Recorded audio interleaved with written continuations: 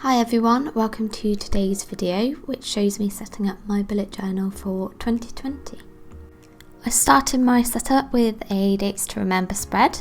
In 2019 I used a year at a glance, but I barely used it, so I thought I would instead condense it down to one page and I'll have important dates like birthdays written here. On the right hand side I chose a quote that I felt was fitting given the start of the new decade. That quote says, "Every end is a new beginning," and for this quote and for my 2020 setup I've used a black Tombow brush pen and a golden Yellow WHSmith Brush Pen. The colour choices were inspired by the bullet journal itself. Obviously it's a black bullet journal with gold foil on the front, and I wanted to continue that in the setup for the beginning of the year. I'm actually going to be doing a review of this bullet journal, so keep an eye out for upcoming videos in the next couple of weeks.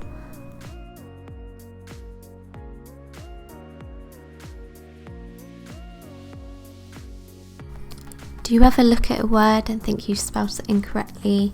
That's how I felt with beginning when I was writing it out. To add a little bit of embellishment, I used a Sakura Jelly Roll pen, but the ink actually got absorbed into the black ink underneath, so instead I went back over it with a Posca paint pen and it just turned out a little bit brighter and whiter and ended up looking nicer.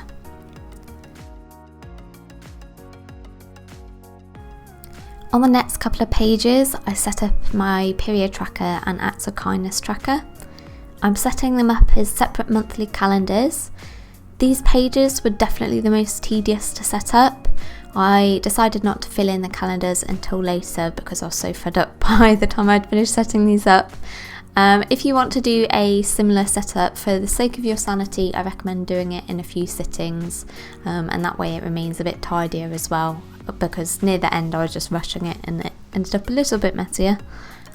Initially I was going to add drop shadows to the boxes, but I felt they actually looked a bit cleaner this way. I decided to go for 12 separate calendar boxes for 2020, as for 2019 I'd used a 12 column layout without any spaces in between, and I kept accidentally ticking in the wrong month's boxes and it was getting very messy. So I'm hoping with this new layout there will be less errors and it will look much tidier. Next year I might invest in buying some calendar stickers so I can just stick it on. My concern is that I stick it down slightly wonky and then it will stick. I've not actually used them before, so I don't know how it would work, so if any of you have used them and enjoy using them, please comment down below. There were a few smudges on this spread, so later on I went back in and used the Posca paint pen to add a little bit of white on top of the places where I'd smudged or gone slightly over the line, just to make it look a bit neater. Moving on to the next page, I set up my 30 before 30 bucket list.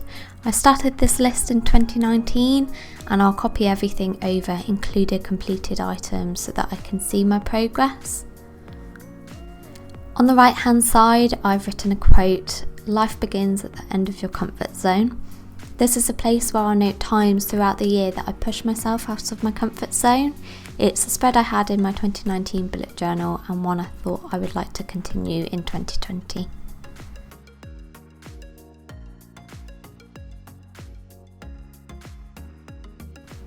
Moving on is my 2020 goals page. These goals won't be specific, they'll just be general goals or things that I want to focus on for 2020.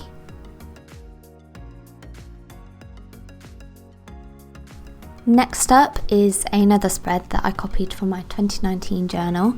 It's a reminder of the things I can do to relax whenever I'm stressed out, which is quite often.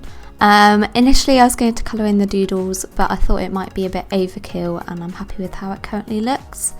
This is the first time in bullet journaling that I've actually used a consistent colour palette when setting up the spread, and I really like how it turned out.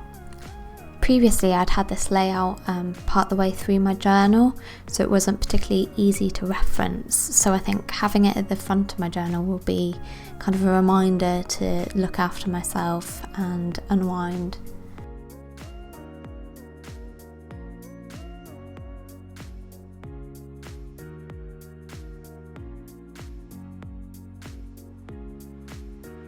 it's these next couple of pages that I'll start to get specific.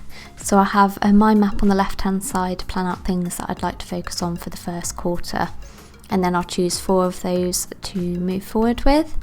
In the headers of the left boxes, I'll put the goal and then write checklists in the boxes themselves. At the end of the quarter, I'll then reflect on how I've done. I've left a little space under the mind map in case I decide to add an additional couple of boxes. The mind map will include areas of focus rather than specific goals. It's only when I choose on the 4 areas of focus that I'll then start to make them more specific. So for example, YouTube might be a focus, and then the SMART goal will be create 6 YouTube videos by the end of the quarter, and then I'll start writing a checklist. For example, decide on the content of the 6 videos.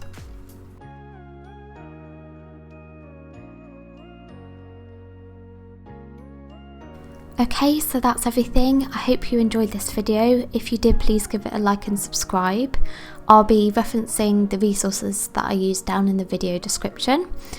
And thank you for watching.